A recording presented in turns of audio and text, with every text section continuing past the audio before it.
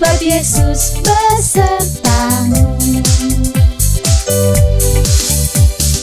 Halo, halo, hello, hello, ola, ola. Apa kabarmu? Cucu, cucu. Halo, halo, hello, hello, ola, ola. Apa kabarmu?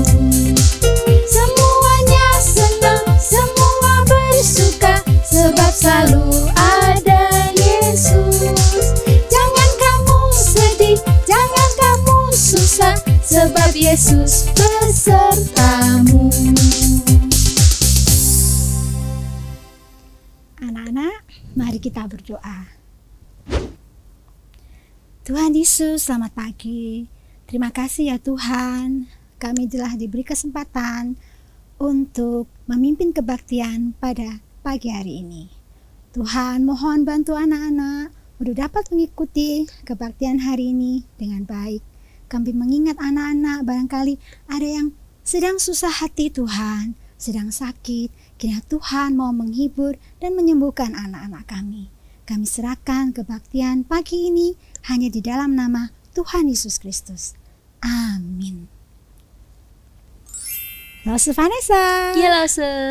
Lause Vanessa, bisa gambarkan nggak betapa indahnya kasih Tuhan Yesus kepada anak-anak? Kalau menurut Lause Vanessa sih, kasih Yesus itu lebih indah dari pelangi. Bahkan lebih indah Lause dari bintang-bintang di langit malam. Oh baik Lause, mari kita puji sama-sama. Kasih Yesus indah, oh indah.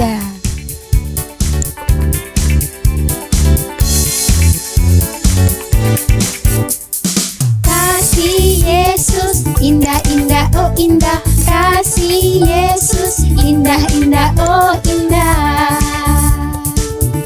Lebih indah dari pelangi, lebih indah dari bintang di langit, lebih indah dari bunga di taman. Oh Yesusku. Kasih Yesus indah, indah, oh indah. Kasih Yesus indah, indah, oh indah. Lebih indah dari pelangi, lebih indah dari bintang di langit, lebih indah dari bunga di taman. Oh Yesusku. Sekali lagi Lause. Lebih indah dari pelangi, lebih indah dari bintang di langit, lebih indah dari bunga di taman. Oh Yesusku. Hore! Anak-anak, meskipun kita masih kecil, kita juga bisa memberikan yang terbaik loh buat Tuhan. Kita bisa memberikan hati kita untuk Tuhan. Contohnya, kita bisa sayang sama Tuhan. Yuk kita sama-sama menyanyikan lagu A Gift to You.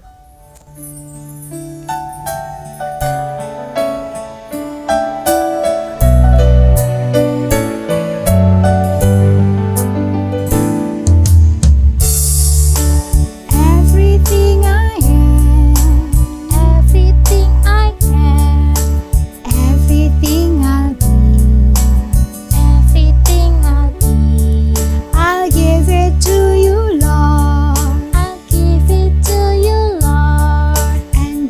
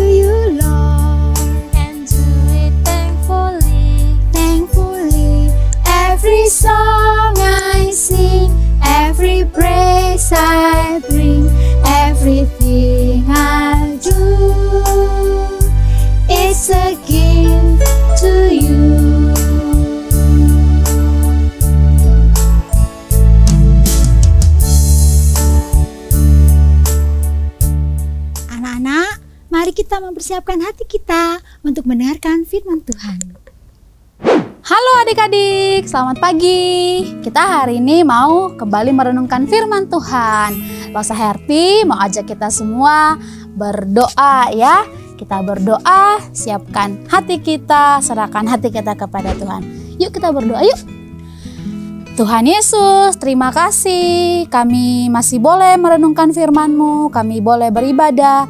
Itu semua karena anugerah Tuhan, itu semua karena cintanya Tuhan. Tuhan, tolong kami supaya kami boleh mendengarkan dengan baik. Dalam nama Tuhan Yesus kami berdoa. Amin. Nah, adik-adik, siapa yang masih ingat ya? Dulu Losa Herti pernah juga bawa renungan firman Tuhan tentang 10 orang yang memiliki penyakit yang sama, penyakit kulit. Ada yang masih ingat? Ya, kalau ada yang masih ingat hebat ya. Betul, penyakitnya adalah penyakit kusta. Nah, hari ini Losa Herti juga mau mengajak adik-adik merenungkan firman Tuhan tentang bagaimana Tuhan juga kembali menyembuhkan penyakit kusta dari seseorang. Ya. Nah, kali ini orangnya adalah orang yang spesial ya.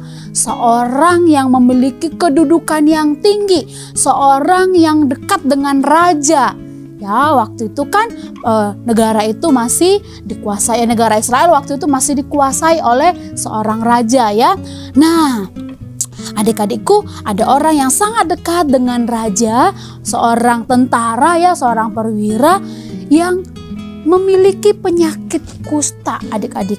Sekali lagi pada waktu itu tidak ada tabib, tidak ada dokter, tidak ada obat yang bisa menyembuhkan penyakit kusta. Jadi ketika seseorang memiliki penyakit kusta, dia akan sangat ketakutan, dia pasti akan sangat gelisah karena selain dia dikucilkan oleh orang-orang banyak ya, tidak mau temenan sama dia, menjauhi dia, dia juga terancam tidak akan bisa berkumpul dengan keluarganya. Jadi kalau orang punya penyakit ini pasti sangat khawatir. Nah, si bapak ini juga dia punya penyakit kusta ya. Lalu adik-adik, dia sudah coba cari di negaranya ya, siapa yang bisa menyembuhkan penyakitnya, tapi tidak ada. Tetapi Tuhan bekerja melalui seorang anak perempuan. Ya, anak perempuan. Bapak ini punya seorang pelayan. Ya, seorang pelayan, masih anak-anak ya, anak perempuan yang dia adalah orang Israel.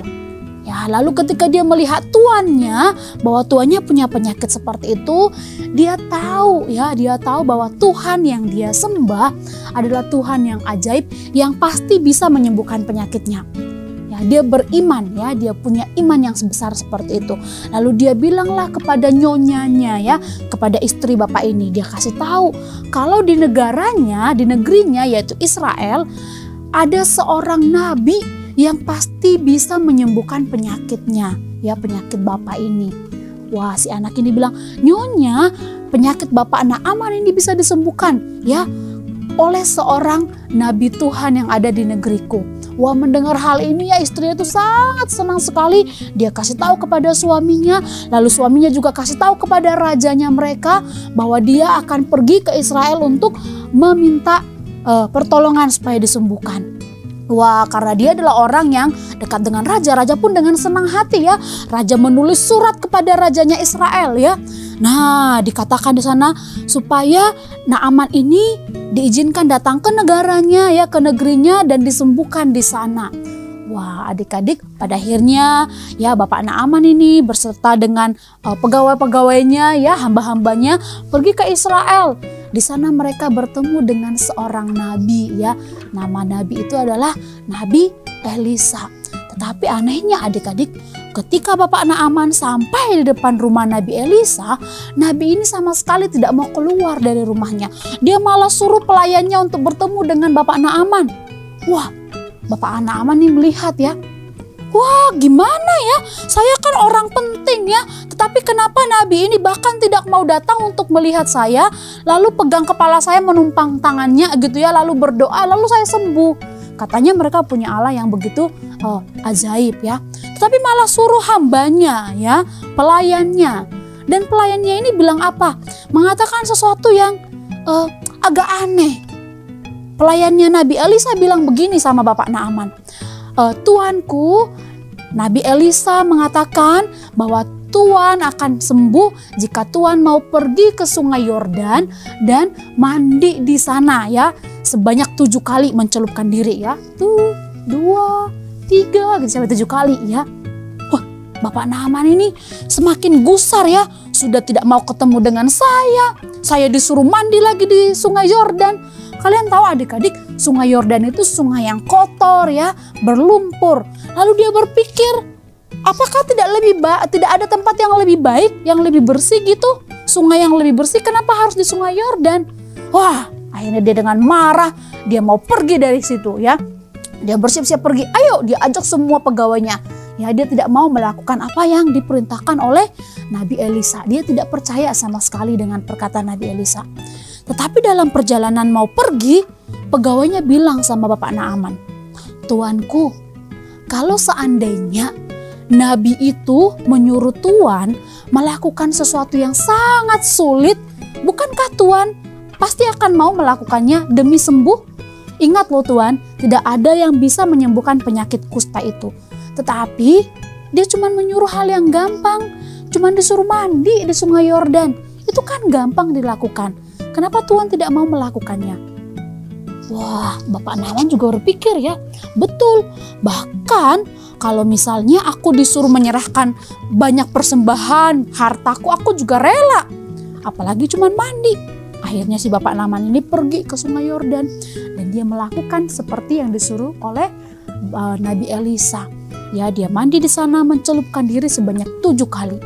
Dan kalian tahu adik-adik, betul ya, ketika dia keluar dari air itu setelah 7 kali mandi, dia melihat kulitnya begitu bersih, begitu mulus ya, seperti kulit bayi ya, begitu mulus, tidak ada lagi penyakit kustanya.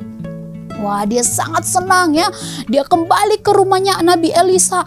Dia bawa banyak sekali persembahan, emas, perak ya. Dia mau kasih persembahan kepada Nabi Elisa. Tetapi Nabi Elisa tidak mau terima. Nabi Elisa bilang, demi Tuhanku, demi Allahku, aku tidak mau menerima itu. Kenapa Nabi Elisa tidak mau menerimanya? Karena Nabi Elisa tahu yang menyembuhkan itu bukan Nabi Elisa loh adik-adik. Yang menyembuhkan itu adalah Tuhan yang disembah oleh Nabi Elisa. Dan Naaman itu sembuh hanya karena dia percaya ya. Dan karena melihat ini betul-betul Bapak Naaman pun mengakui, dia bilang, wah, Allahnya Allah Israel adalah Allah yang benar, Allah yang ajaib. Nah, karena kesembuhannya ya, Tuhan yang disembah oleh Nabi Elisa, Tuhan yang disembah oleh pelayan perempuan itu pun dipercayai oleh Bapak Naaman ya. Dia melihat betapa Tuhan kita tuh Tuhan yang begitu ajaib. Nah, sekali lagi yang menyembuhkan Bapak Naaman bukan Nabi Elisa, tetapi Tuhan. Oleh karena itulah Nabi Elisa tidak mau menerima persembahan itu, karena bukan dia yang melakukannya. Dan Bapak Naaman sembuh karena percaya. Adik-adikku, kita juga sekarang adalah anak-anak Tuhan yang diselamatkan ya. Bukan karena orang lain, bukan karena usaha kita, bukan karena siapa kita, kecantikan kita, kebaikan kita, tetapi karena Tuhan mengasihi kita, Tuhan cinta sama kita, makanya kita diselamatkan. Hanya dengan percaya saja kepada Tuhan, hanya dengan iman saja kita sudah diselamatkan oleh Tuhan. Nah, hari ini ada ayat hafalan bagi kita. Nanti adik-adik bisa buka ya, Efesus pasal yang kedua, ayat yang ke-8a saja ya. Efesus 2 ayat 8a. Sebab karena kasih karunia kamu diselamatkan oleh iman ya. Karena Tuhan itu penuh kasih, penuh anugerah, maka kita bisa selamat hanya oleh percaya saja. Tuhan tuh baik banget ya sama kita ya. Nah, sekarang seperti anak kecil yang tadi sudah menceritakan tentang Tuhan yang dia sembah, adik-adik juga bisa ya. Wah, minggu lalu juga Lause, bulan lalu juga Lause pernah ya ngomong cara yang paling sederhana menceritakan tentang Tuhan yang kita sembah dengan cara apa? Ya, boleh share link ini ya ke teman-temanmu yang belum beribadah ya. Kamu juga boleh cerita kepada papa mama juga tentang siapa Tuhan yang kamu sembah. Betapa Dia sangat mengasihi kita. Oke adik-adik, amin, kita berdoa. Tuhan, terima kasih karena kami boleh melihat betapa Tuhan begitu mengasihi kami, begitu mencintai kami, sehingga kami boleh menerima keselamatan hanya dengan percaya saja kepada Tuhan. Terima kasih untuk pertolongan Tuhan dan juga kuasa Tuhan yang Tuhan tunjukkan melalui Bapak Naaman. Tuhan, biarlah kami juga semakin kami besar, semakin kami menyadari betapa Engkau begitu sangat luar biasa, begitu sangat ajaib bagi kami. Tuhan, terima kasih untuk firman-Mu, terima kasih untuk Lause Herti, terima kasih juga kami sudah boleh diberikan Tuhan kesempatan. Dalam nama Tuhan Yesus kami berdoa. Amin. Anak-anak, Tuhan sayang kepada kita dan mengasihi kita, melindungi kita setiap hari. Sekarang saatnya kita mau mengucapkan syukur kepada Tuhan atas semua pemberiannya. Anak-anak bisa memberikan persembahan dengan cara transfer ke rekening GKA Gloria Pacar atau scan QRIS berikut ini.